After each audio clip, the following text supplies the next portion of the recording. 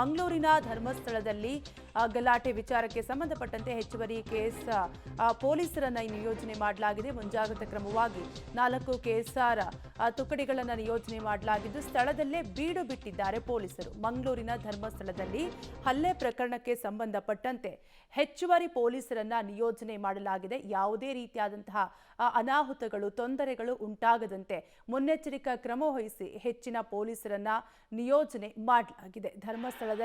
ಮಂಗಳೂರಿನ ಧರ್ಮಸ್ಥಳದಲ್ಲಿ ಯೂಟ್ಯೂಬರ್ಸ್ ಮೇಲೆ ಹಲ್ಲೆ ಪ್ರಕರಣಕ್ಕೆ ಸಂಬಂಧಪಟ್ಟಂತೆ ಈಗಾಗಲೇ ಸದ್ಯಕ್ಕೆ ಪರಿಸ್ಥಿತಿ ತಿಳಿಗೊಂಡಿದೆ. ಡೀಟೇಲ್ಸ್ ಕೊಡ್ತಾರೆ ನಮ್ಮ ಪ್ರತಿನಿಧಿ ದೀಪಕ್. ದೀಪಕ್, ಈಗಾಗಲೇ ನೀವು ಮಾಹಿತಿಯನ್ನ ನೀಡ್ತಾ ಇದ್ರಿ, ಪರಿಸ್ಥಿತಿ ಸದ್ಯಕ್ಕೆ ಹತೋಟಿಗೆ ಬಂದಿದೆ. ಯಾರನ್ನಾದ್ರೂ ಅರೆಸ್ಟ್ ಮಾಡಿದ್ದಾರಾ ಹೇಗೆ ಅಂತ? ಕಾವ್ಯ, ಈವರೆಗೆ ಯಾವುದೇ ಅರೆಸ್ಟ್ ಪ್ರೊಸೀಜರ್ಗಳು ಆಗಿಲ್ಲ ಅನ್ನುವಂಥದ್ದು. ಸದ್ಯದ ಮಟ್ಟಿಗೆ 2 ಪ್ರಕರಣಗಳು ದಾಖಲಾಗಿದೆ. ಒಂದು ಧರ್ಮಸ್ಥಳ ಪೊಲೀಸ್ ಠಾಣೆಯಲ್ಲಿ, ಒಂದು ಸಾಮಾಜಿಕ ಜಾಲತಾಣದ ಮಾಧ್ಯಮದ ಮೇಲೆ ಗುಂಪು ಹಲ್ಲೆಗೆ ಸಂಬಂಧಿಸಿದಂತೆ ಒಂದು ಪ್ರಕರಣ. ಅದರ ಜೊತೆಗೆ ಬೆಳ್ತಂಗಡಿಯಲ್ಲಿ ರಾಜ್ಯ ಮಟ್ಟದ ಚಾನಲ್ನ ರಿಪೋರ್ಟರ್ ಮೇಲೆ ಹಲ್ಲೆ ಮಾಡಿದಂತಹ ಒಂದು ಉದ್ರಿಕ್ತ ಗುಂಪಿನ ಮೇಲೆ ಹಲ್ಲೆ ಪ್ರಕರಣ ಆಗಿದೆ. ಇನ್ನು ಧರ್ಮಸ್ಥಳದ ಕ್ಷೇತ್ರಕ್ಕೆ ಮತ್ತು ವೀರೇಂದ್ರ ಹೆಗ್ಗಡೆ ಅವರ ತೇಜೋವಧೆಗೆ ಸಂಬಂಧಪಟ್ಟ ಹಾಗೆ ವಿಡಿಯೋ ಮತ್ತು ದಾಖಲೆಗಳನ್ನ ಇಟ್ಕೊಂಡು ಬನ್ನಿ ಅನ್ನುವಂತ ಒಂದು ಸೂಚನೆಯನ್ನ ಕೊಟ್ಟಿರುವಂತದ್ದು ದಕ್ಷಿಣ ಕನ್ನಡ ಎಸ್ ಪಿ ಅವರು. ಈಗಲೂ ಕೂಡ ಎಸ್ ಪಿ ಅವರು ಇಲ್ಲೇ ಪೊಲೀಸ್ ಠಾಣೆಯಲ್ಲೇ ಬೀಡು ಬಿಟ್ಟಿದ್ದಾರೆ. ಗಂಟೆ 11:15 ಆಯಿತು. ಈಗಲೂ ಕೂಡ ASP ರಾಜೇಂದ್ರ ಮತ್ತು ಎಸ್ ಪಿ ಅವರು ಇಲ್ಲಿ ಮೀಟಿಂಗ್ ಅನ್ನ ಮುಂದುವರಿಸಿರುವಂತದ್ದು. ಯಾಕಂದ್ರೆ ಈಗಾಗಲೇ ಒಂದು ಬಿಗುವಿನ ವಾತಾವರಣ ಧರ್ಮಸ್ಥಳದಲ್ಲಿ ನಿರ್ಮಾಣ ಆಗಿದೆ. ಅದರ ಜೊತೆಗೆ ನಾಳೆ SITಯ ತನಿಖೆ ಇದೆ. ಈ 2 ಘಟನೆಗಳು ಏಕಾಏಕಿ ನಡೀತಾ ಇರುವಂತದ್ದು ಮತ್ತು ನಾಳೆ ಮತ್ತೆ SIT ಅವರಿಗೆ ಹೆಚ್ಚಿನ ತನಿಖೆ ಮಾಡಲಿಕ್ಕೆ ಅವಕಾಶಗಳು ಮಾಡಿಕೊಡ್ಬೇಕಾಗ್ತದೆ. ಈ ಹಿನ್ನೆಲೆಯಲ್ಲಿ ಸುತ್ತಮುತ್ತಲಿನ ಜಿಲ್ಲೆಗಳಿಂದ ಹೆಚ್ಚುವರಿ KSRP ಪೊಲೀಸರನ್ನ ತರಿಸಲಾಗಿದೆ.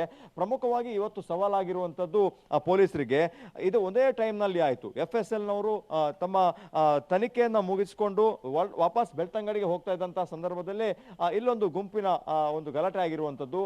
ಹಾಗಾಗಿ ಆ ಸಂದರ್ಭದಲ್ಲಿ ಹೆಚ್ಚುವರಿ ತುಕಡಿ ಅದು ಮುಸುಕುದಾರಿ ವ್ಯಕ್ತಿಯ ಜೊತೆ ಇತ್ತು. ಆ ಬಂದೋಬಸ್ತ್ನಲ್ಲಿ ತೆರಳಿತ್ತು. ಹಾಗಾಗಿ ಈ ಧರ್ಮಸ್ಥಳದ ಭಾಗಗಳಲ್ಲಿ ಈ ತರದ ಒಂದು ಗುಂಪು ಹಲ್ಲೆ ಆಗಿದೆ ಅಂತ ಈಗಾಗಲೇ ಮೀಟಿಂಗ್ ಅನ್ನು ಮುಗಿಸಿದಂತಹ ದಕ್ಷಿಣ ಕನ್ನಡ SP ಅವರು ಧರ್ಮಸ್ಥಳ ಪೊಲೀಸ್ ಠಾಣೆಯಿಂದ ಮತ್ತೆ ಮಂಗಳೂರಿನ ಕಡೆಗೆ ತೆರಳಿದ್ದಾರೆ. ಈಗಾಗಲೇ ನಾಳೆ ಬೇಕಾದಂತಹ ಎಲ್ಲಾ ಬಂದೋಬಸ್ತ್ಗಳ ಬಗ್ಗೆ ಈಗಾಗಲೇ ಒಂದು ಮೀಟಿಂಗ್ ಅನ್ನು ಮಾಡಿರುವಂತದ್ದು ನಾವು ನೋಡಬಹುದು.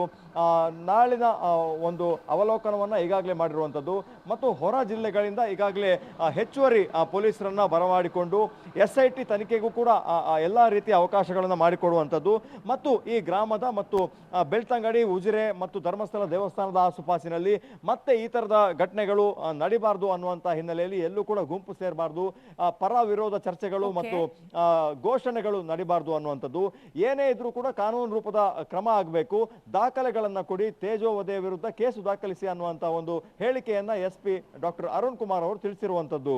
ಕಾವ್ಯ, ಥ್ಯಾಂಕ್ ಯು ದೀಪಕ್ ಡೀಟೇಲ್ಸ್ಗಾಗಿ.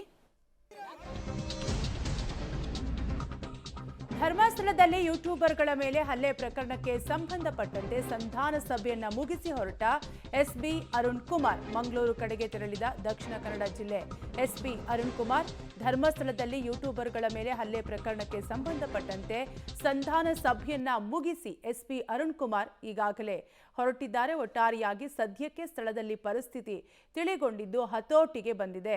ಗ್ರಾಮಸ್ಥರನ್ನ ಮನವೊಲಿಸುವಲ್ಲಿ ಪೊಲೀಸರು ಯಶಸ್ವಿಯಾಗಿದ್ದು ಧರ್ಮಸ್ಥಳದಲ್ಲಿ ಯೂಟ್ಯೂಬರ್ಸ್ ಮೇಲೆ ಹಲ್ಲೆ ಕೇಸ್ಗೆ ಸಂಬಂಧಪಟ್ಟಂತೆ ಈಗಾಗಲೇ ಯೂಟ್ಯೂಬರ್ಸ್ ಅನ್ನು ಕೂಡ ಆಸ್ಪತ್ರೆಗೆ ದಾಖಲಿಸಿ ಚಿಕಿತ್ಸೆಯನ್ನು ಕೂಡ ಕೊಡಿಸಲಾಗ್ತಾ ಇದೆ.